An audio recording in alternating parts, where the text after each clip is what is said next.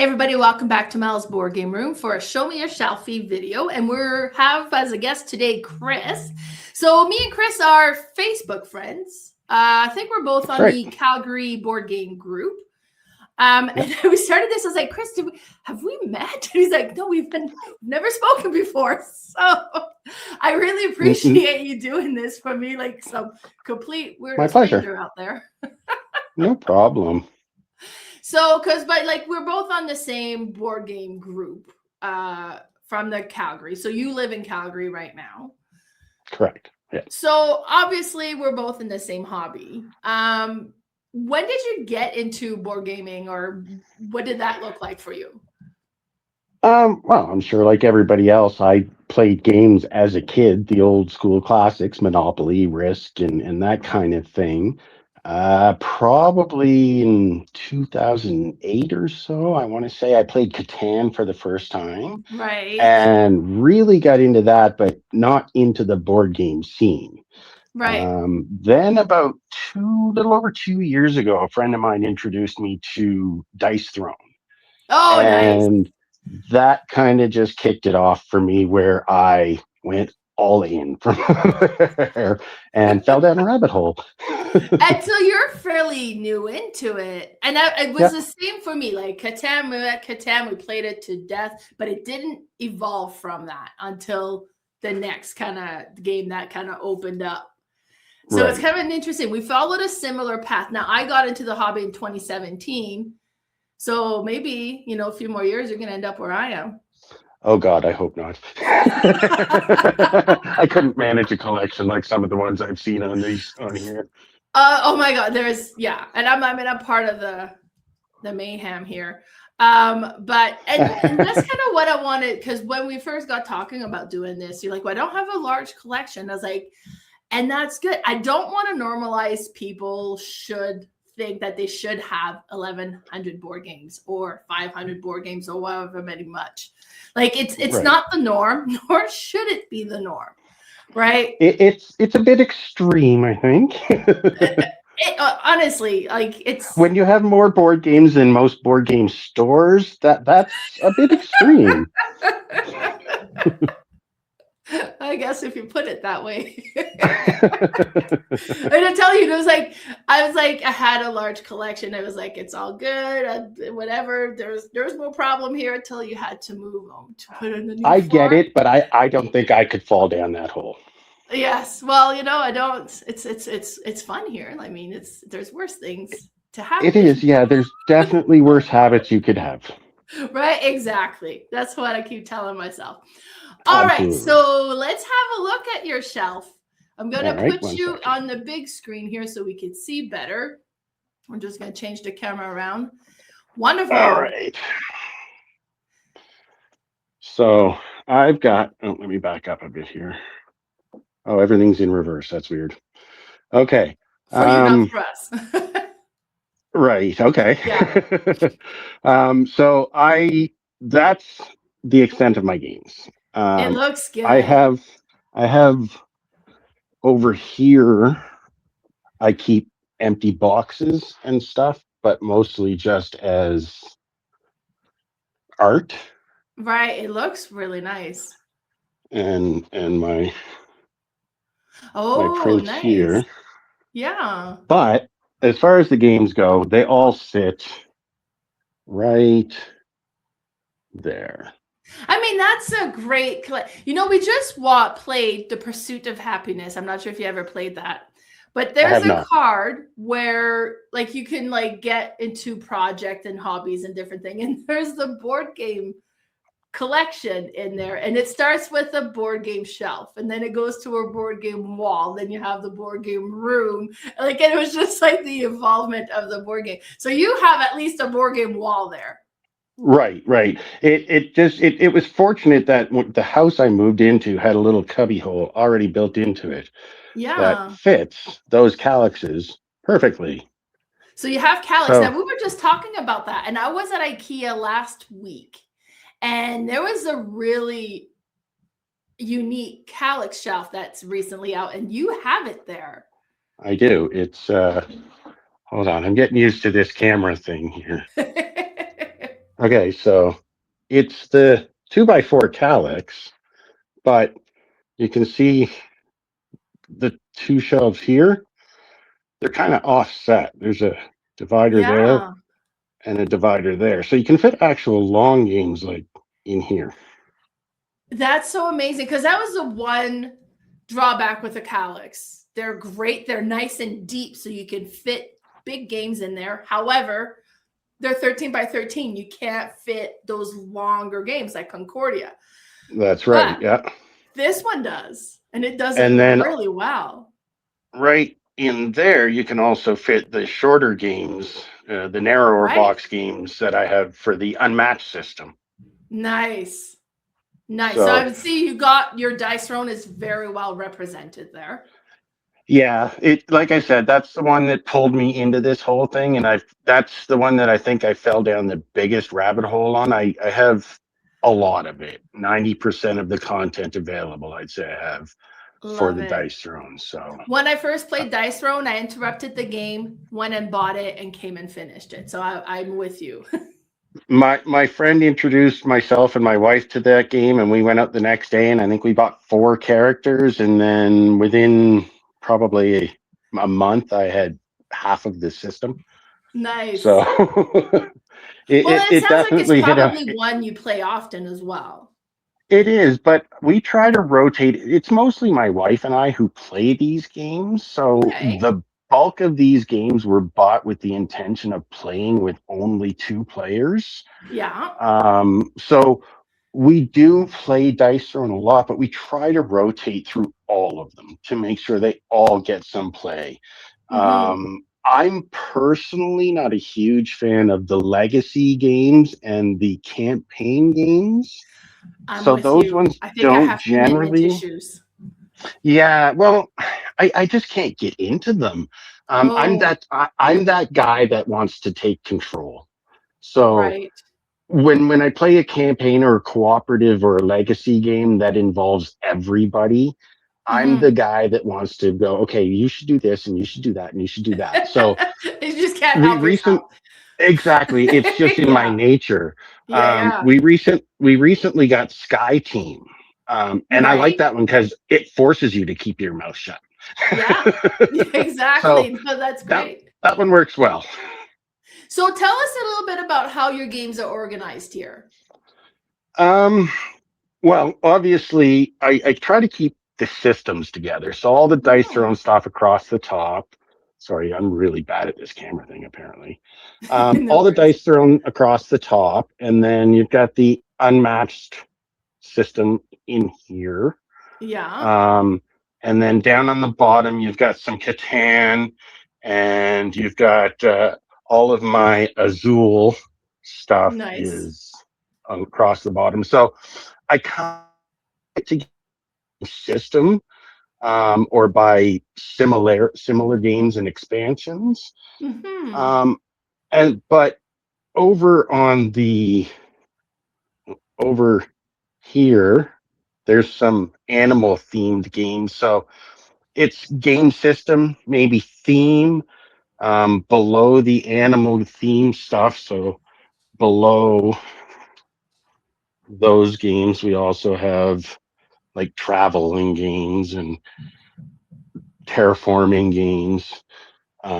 Got all the Nice. dice thrown. Got all the miniatures for the dice thrown up here. I just have So mine in their box still, but they look so good in those display case. yeah, they came off of Temu, nice and cheap. So Oh, nice. um, I've got all the display systems there, and then Alice in Wonderland stuff in here, and the painted minis for those are up there. Um, Right. then of course, so it's kind of there's a system, but there's not. It's Right. it's it's when you look at my games, it looks like a lot, but I really only have a few game systems that make it look like that. Like the Right. dice thrown fill up my cases, unmatched fill up the cases. So although there's a lot there, it's a lot of it's the same systems. So Hmm. wow. Yeah. Sorry, viewers. So Now, you've been in the hobby for a couple of years now, and you've got the 2 shelves. Like, how do you manage your collection? Have you got rid of games? Do you just kinda don't acquire more than you can fit? Or did you get to the point where it was like, "Okay, we've got too much, we need another shelf?" I kind of went crazy when I first got into this. And I picked a lot of my games by popularity. I'm just going to switch back here 1 second. Yeah. So I picked a lot of my games by popularity on Board Game Geek, to be Yeah. real honest. Um, I also have a huge case of FOMO. Yeah. So I bought a lot of games on Kickstarter real early and real quick. Um, None of which did I regret, by the way. I actually ended up with some really, really good picks. Yeah. But as far as managing goes, I've sold a couple games, but since I have only been in it 2 years, and I kind of pick and choose what I get to begin with. I've never really overloaded myself, so I don't really have to manage a lot yet. Mhm. As far as new incoming games, like I said, I went crazy the first year and a half. So I have most of what appealed to me early on. Mhm. They still trickle in, obviously. But when they come in, I kind of I kind of know they're coming already. So I kind of have a space for them and I kind of move stuff around as I need to. So Right. it's an ever evolving storage system. The dice throw never really moves, but everything else moves all over the place. Right. So you just kinda adjust and massage things as needed as things arrive. Exactly. And as far as how they go into the Kallax, it all depends. I'm When I got the dice thrown, I found out about the acrylic tokens that you could get on Board Game Geek, and I got Yeah. spoiled. And then I upgraded the tokens in Quacks to acrylic tokens, and Nice, from there, yes. I just every one of my games, all the cardboard gets upgraded if I possibly can. And So honestly, you can. I mean, like you can acquire and acquire and acquire, or you can make the games you like really special. And I exactly, think there's a lot to say for that. Now you have a really nice variety in your collection. So you're new into the hobby, but now you pretty much have game for like any occasion of what you may want to. You got a that's right. good Yeah, variety in there, right? yeah. So wonderful. Any tips for somebody new that's coming into the hobby, kind of like you? Any tips you would say for organizing that you would like to give them? Uh, Again, when it comes to the pieces inside, I hate plastic bags. So Mm, I've upgraded a lot of the plastic bags into little bits containers and containers, that you would put beads in and stuff like yeah. that, which allows me to stand a lot of my boxes vertically because I can open Mhm. them up and everything's not all over the place and just an absolute mess. And Um, some of them makes the gameplay like you can open the box, pull that open the lid, and you're ready to go. Like You it's got it. Yeah, yeah. like the 3D printed game inserts. I can't say enough about those. I Hmm. put one of those into Wormspan, and there's a lot of bits and pieces in Wormspan, and Yeah. same thing with Quacks. But when you have the 3D printed inserts, you can pull everything out and just leave them in their appropriate insert and put the insert on the table and put the box away. And when you're done, just Exactly. put the insert back in the box, and you're good to go. Yeah, no, that's great. If it's keeps everything organized in there, makes the game to the table and quicker to get to play, that's amazing. What would you say is one of Exactly. the challenge you're facing? Honestly, these days, the biggest challenge, again, having only been in this industry 2 years, is the prices are Mhm. skyrocketing. So that's Yeah. why my games aren't building as quickly as they once did. I have Mhm. to be really picky and choosy just because of the prices. Mhm. And from I'm the type of person that when I get into something, I end up doing a lot of research. So Oh, from the wonderful. research I've done, it's kind of like the game market seems to have hit a plateau where a lot of ideas are just being recycled into new. new looks and new formats, but everything about the game is the same as another one. So it's a Hmm. case of picking which one of those games you want to have in your system or your game selection and going with that. Um, I got Seven Wonders Duel, and then I got Splendor Duel, and even though they're slightly different, there's enough of a similarity that we end up playing Splendor Duel way more than we end up playing Seven Wonders Duel. Oh, okay. And that kind of scratched the same itch basically for you. Scratch the same itch, exactly. Yeah. Yeah. Okay, so So and I like what you said there. Kind of, you saying like you went fairly quick and crazy when you first got into the hobby. You got lots of Kickstarters, you got a lot of like popular games, but you did your research. yep, And you yeah. mentioned how you didn't regret any of those purchases. So that would be another thing, like take the time to research the game, make sure that this is a game you want in your collection. There's very few games in my collection that we haven't played yet. Nice. There's there's Yeah, I there's wish a I could few, say the but there's a few, but there's very like we bought Sagrada Artisans strictly because we like the box art, but we haven't Yeah, played I've it done yet, that with Ashes, Rise of the Phoenix Born. Like, and right? you go, that's gonna happen, but that's Absolutely. great. Yeah, no, for sure. Yeah. But yeah, I like the idea of that. Now, another thing people could do, of course, to try games, because sometimes it's like I really want to try that game. You play it, that was great, that was good, but necessarily don't need to own it. Attending game conventions. Have you ever attended Falcon yet? I have not. I thought about going last year, but the timing just didn't work for me. Mm-hmm. I'll probably end up at one of them this year. I've even thought about coming to your little Acme To one. Melcon, you should. Yeah, yeah, yeah, Yes. yeah, Oh, that's great. I mean, yeah, honestly, Acme is fairly close to Calgary. yeah. Absolutely. Yeah, yeah, yeah. But That would be again, timing wonderful. just hasn't worked out for me on those. So, but yeah, Yeah. both that and FallCon, I'm considering going to this year. Yeah. And then another thing, just kind of for some of our the viewers that may be new into the hobby, that's a great way to kind of expose yourself. A lot of the local libraries have board game in their collections that you They can do, yeah. borrow and play. And what's nice is they own it. You could borrow it again if you wanted to play it again. So you can access a wide variety of games without necessarily having to own a wide variety of games. I mean, even some of the local game stores have a somewhat decent rent and not even rent and play, just borrow and play right in their store selection. True. And then Um, Calgary has a lot of game cafes, like D6 has an absolutely. amazing collection. Yep. So, yeah, Yep. Yep. it's such an amazing hobby. It Such is. an It's so amazing fun. hobby. It definitely is better than sitting in front of the TV and not saying anything to your partner or your spouse. But could we come down here and play a game for a couple hours and chat about our day and what's going on the Yeah. rest of the week and about how one of us is going to beat the other one? Right. And I do like that. That's one of the things. I think with the way the world is going, we're so connected to screens all the time that it's nice to disconnect and interact with people again. So, how often Absolutely. do you and your spouse play?